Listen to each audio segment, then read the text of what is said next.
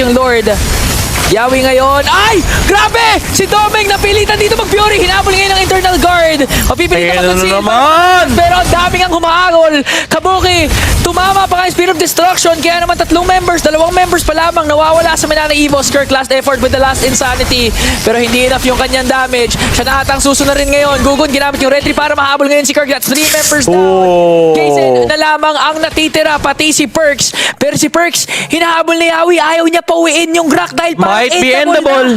Might be endable for Manana Evos. Oh. Kabuki going in.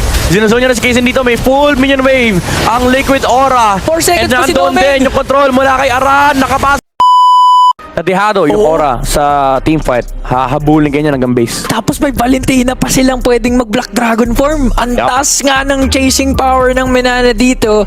And again, looking at the stakes for the series, it's match point para sa Manana Evos. Pag nanalo sila dito, advance sila sa tournament at ang maganda pa doon, nilaglag nilang Liquid Aura, isa sa mga teams na talaga namang kinakatakutan ng mga remaining representatives for the Snapdragon Pro Open Finals. Open Final, yan. Ang gagawin naman natin doon sa top lane. In terms of sa XP lane, lamang na lamang talaga si Kirk. Naisahan nga nila doon si... There goes a kick! Teka lang, bumalik si Kuya mo, Yawi.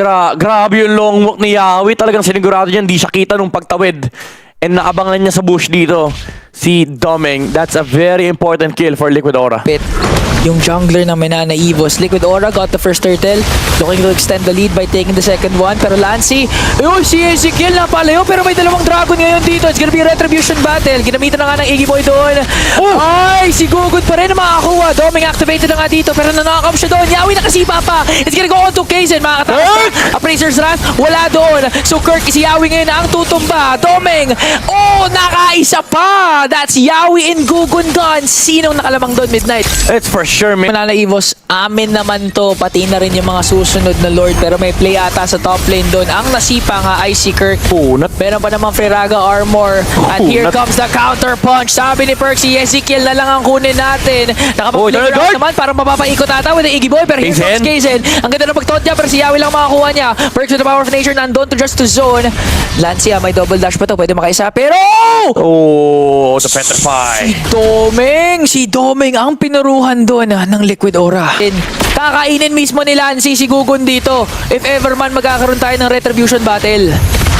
Yan yung classic sample ng kainin mo, Retrico. Ayan na, kinain na. Eternal Guard. Bumagsak na rin pero nakalabas si Gugun. Pero sa may bandang likuran, Lancy falls down. Yung Eternal Guard, nakapasok ng damage. Pero Kirk with the X-Borg. Patay na rin si Domeng. Wala na Roger. Pero nandoon yung sabog nung Freraga armor. Pero Liquid Aura still with the numbers advantage. They are gonna be able to take Kirk down. Si Gugun lang yung namatay. That's the jungler for Liquid Aura. And si Kaysen na iwan pa. Walang retribution dito si Kaysen.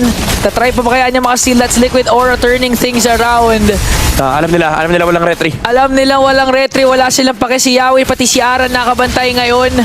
At uunahan na nga ng Liquid Aura. Pero parang gusto pa nga ata nila patayin dahil si Yawi may sipa dito tsaka flicker pero disiplina. Liquid Aura, that's very big para sa side nila. Clutch dun si Ezekiel, honestly. Yung mga pa, yung Lancy niya, Lancy napapalayo ngayon napakasakit na. Charges, man. Lane. Akala ko may inaano sila, wala pala. Ay, naku, nag-aabang. Naku, si Domeng yung gusto nilang i-target doon. Nakapag-purify. Na-purify niya yung sipa doon ni Yawi. Sabi ni Aran, na-purify mo ngayon Wave the Dragon. Pero ako yung tunay na Dragon niyo. Tutumba ngayon si Domeng sa kamay ng Liquid Aura. At parang hindi pa ata sila tapos. Sumagot naman dito si Kirk with the last Insanity. Double kill na. Si Yawi ata yung sunod. Lancy's gonna pick up a kill. Hindi tumama yung Spirit of Destruction. 3 members down for Liquid Aura. Naku po. Kahit nag-sorry, matakot na kayo. Ayun na, pero nakakatakot dito ngayon. Walang Moskov ba? Alam nila walang Moskov, pero again, may Spirit of Destruction yan. Alam din nila kung saan nagtatago si Yawi. Okay. Aran, maganda din naman pwesto. Anytime, pwede kasi yung Black Dragon form. At si Lancy, ang kanyang kinuha na skill ay ang Internal Guard. Ang bahan lang dalawa para sa dalawang kupunan. Mag-reset yung Lord. Yawi ngayon. Ay! Grabe! Si Domeng napilitan dito mag-Fury. Hinabol ngayon ng Internal Guard. Mapipilitan naman si naman! Pero ang daming ang humahagol. Kabuki, Tumama pa nga yung Spear of Destruction, kaya naman 2 members pa lamang nawawala sa Manana Evos. Kirk last effort with the last Insanity, pero hindi enough yung kanyang damage. Siya na atang susunod rin ngayon. Gugun ginamit yung retry para mahabol ngayon si Kirk. That's 3 members down. Oh. Kaysen na lamang ang natitira, pati si Perks. Pero si Perks, hinahabol ni Yawi. Ayaw niya pauwiin yung Grak dahil parang Might be endable. Might be endable for Manana Evos. Oh. Kabuki going in. Sinusong niya na si Kaysen dito. May full minion wave. Ang Liquid Aura. 4 seconds And pa si nandun Domeng. din yung control mula kay Aran. Nakapasok na yung minion wave ng Liquid Aura. And Kabuki with a burst down on the tower. And that is game number 2 going to Liquid Aura. Liquid Aura. Ito yung sinasabi mo kanina na hindi kailangan manalo sa Lord. Kasi literal, walang kumuha ng Lord. Ang ginawa doon ng Liquid Era, patayin na lamang natin yung mga kalaban natin. Grabe si Yawi, men.